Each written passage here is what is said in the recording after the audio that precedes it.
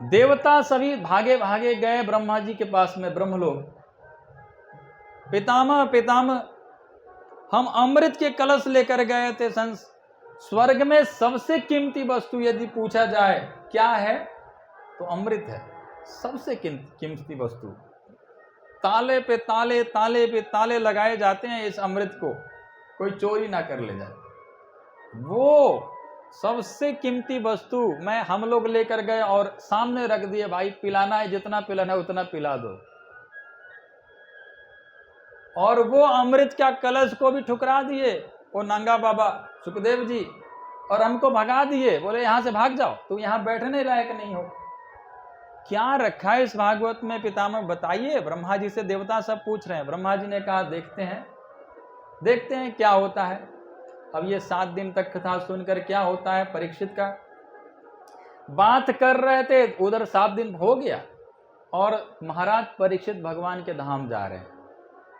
ब्रह्मा जी आश्चर्यचकित, धाता अपि बस विस्मित धात, ब्रह्मा जी भी आश्चर्यचकित हो गए कि ये रजोगुणी तमोगुणी होते हैं, तो राजा लोग होते हैं, ये रजोगुणी तमोगुणी राजा भगवान के धाम कैसे जा सकता है? महाराज परीक्षित भगवान के धाम जा रहे, भागवत कथा सुन करके क्या रखा है? उन्होंने तराजू, ब्रह्मा जी ने तराजू मंगाया और तराजू में एक तरफ भागवत को रखा और एक तरफ में जितने भी धर्म कर्म पूजा पाठ जितने भी है साधन सबको एक तरफ में रखा और एक तरफ में भागवत।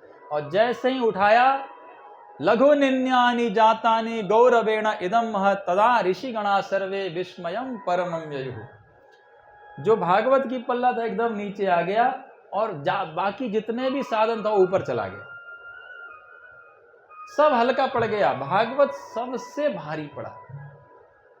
मेनिरे भगवद रूपम शास्त्रम भागवतम कलौ, पठनात् श्रवणात् सद्यो वैकुंठम फलदायकम। यह जो श्रीमद् भागवत है ना, ये इसको खाली पाठन करो, पठन पाठन करो, श्रवण करो 7 दिन तक, वैकुंठ भगवान के धाम की प्राप्ति हो सकती है। इस भागवत कथा को खाली 7 दिन सुनने से, पठन पाठन करने से भगवान की प्राप्ति हो सकती है। बाकी युगों में कितने हजारों लाखों वर्ष तपस्या करने पर प्राप्त होता था, भगवत प्राप्ति होती थी। इस कलयुग में केवल भागवत सुनिए, धाम जाइए, इतना आसान।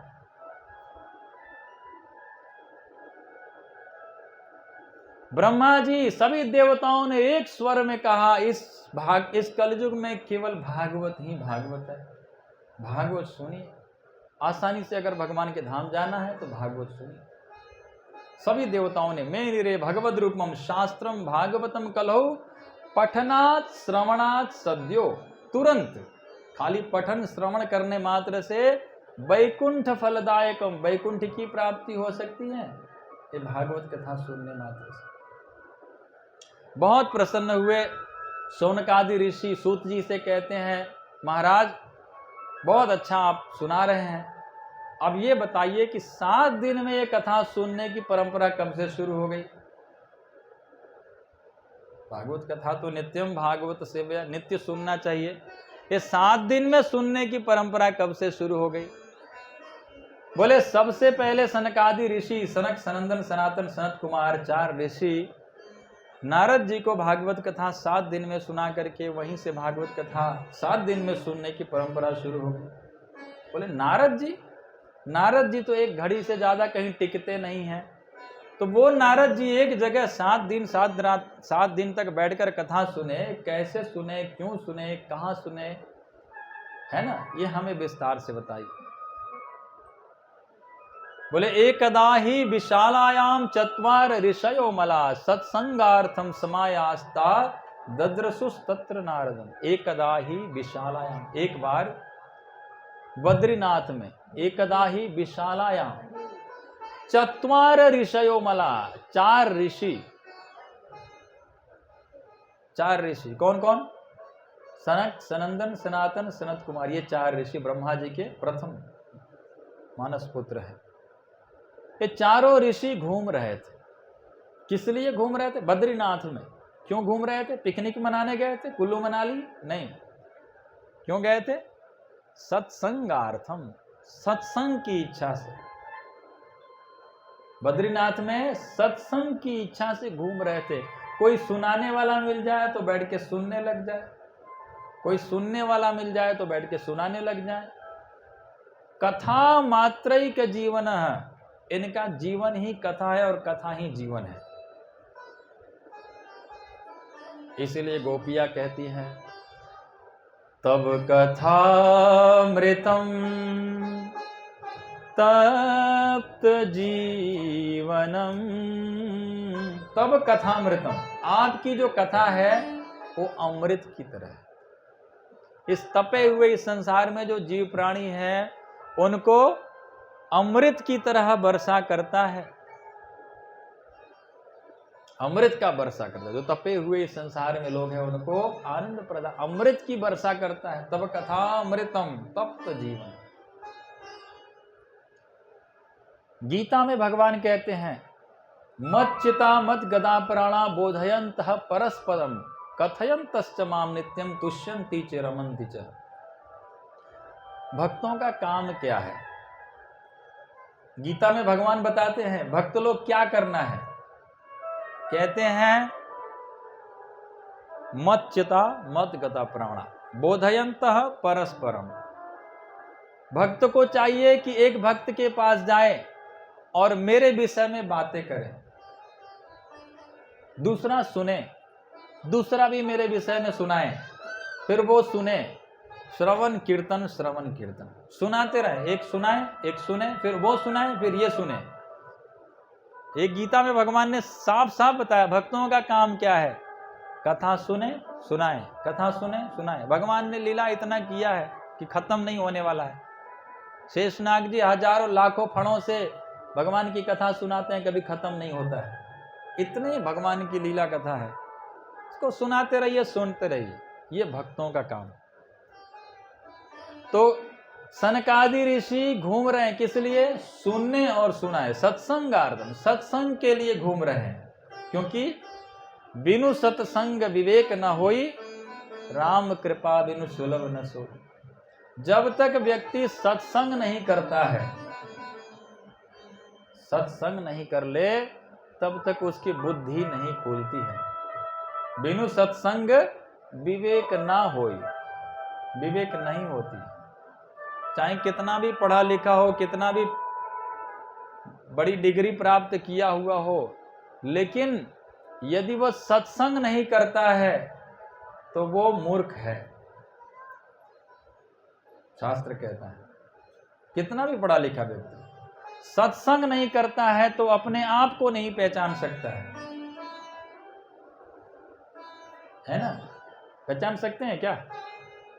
कोई स्कूल कॉलेजों में कोई टीचर बताता है कि हम कौन हैं? वो तो कहता है हमारा नाम ये है, देखो तुम्हारा नाम ये है, तुमको ये डिग्री प्राप्त करना, नौकरी करना है और इतना इतना सैलरी कमाना है। ये क्या अपनी पहचान है? ये नकली पहचान, नकली पहचान है ना? ये नकली पहचान। असली पहचान क्या है? हम एक भगवान के अंश हैं। जीवेर स्वरूप है कृष्णेर नित्य दास। जीव का स्वरूप है कृष्ण का दास, और कुछ नहीं है।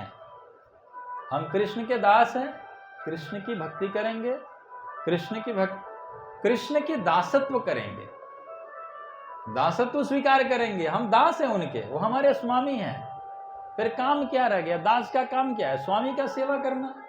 हमारा काम एक ही है कि हम स्वामी का सेवा करें, कृष्ण का सेवा करें। और जो कुछ भी है संसार में, चलो काम चलाने के लिए करना पड़ेगा, थोड़ा कर लेते हैं, कोई बात नहीं। लेकिन मेन हमारा काम क्या है? कृष्ण की सेवा, क्योंकि हम कृष्ण का दास है। ये जीव का स्वरूप है, हम एक आत्मा है, हमें शरीर है नहीं। शरीर तो अभी मिला है, अभी खत्म होने वाला है ना? शरीर तो अभी एक कपड़ा है, आज एक कपड़ा पहने हैं, कल दूसरा कपड़ा पहनेंगे, है ना? ये हमेशा परिवर्तन, चेंज होते रहता है। जैसे हम कपड़े बदलते रहते हैं, वैसे शरीर हमेशा बदलता रहता है। आज ये लाल कपड़ा पहन लिया, कल पीला कपड़ा पहन लेंगे, दूसरे दिन सफेद कपड़े पहन लेंगे, कपड़े बदलते रहते, वैसे शरीर बदलता रहता। हम एक आत्मा है, आत्मा अपना कपड़ा बदलता रहता है, इसका काम है, ये कोई बड़ी बात थोड़ी है। आत्मा का काम क्या है? परमात्मा से जुड़े, ये असली काम है। और हम नकली कामों में फंसे रहते हैं दिन रात।